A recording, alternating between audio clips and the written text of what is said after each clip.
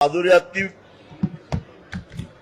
ही physically fit आहे असे वेगवेगळे 8 रिपोर्ट असताना मग ती नेमकी 48 तास प्रवास केल्यानंतर तिथं पोहोचल्यावर अनफिट कशी झाली, तिला मल्टिपल फ्रॅक्चर कसं झालं, संधिवात कसा आला, या प्रश्नाचं उत्तर वनताराकडून शासनानं घ्यावं अशी मागणी केली।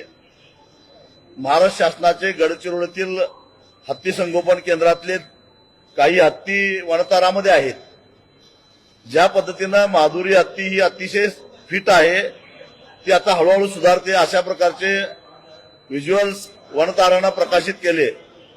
त्या पद्धतीनं आपल्या गडचिरोलीतील गेलेल्या हत्तींची अवस्था काय झाली याची चित्रफित वनतारा का प्रकाशित करत नाही।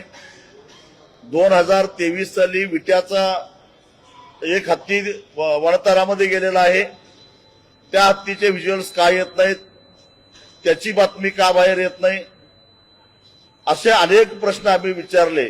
एकूणच वनतारा आणि पेटा हे दोन्ही संशयाच्या भोवऱ्यात आहेत। खुद्द उपमुख्यमंत्री अजितदादा पवार यांनी सुद्धा सांगितलं की माझी माहिती अशी आहे की 3 ते 4 हत्ती वनतारामध्ये गेलेले आहेत, पण ते आज हयात नाहीत। मग याचं कधीतरी याची माहिती घ्यावी लागेल।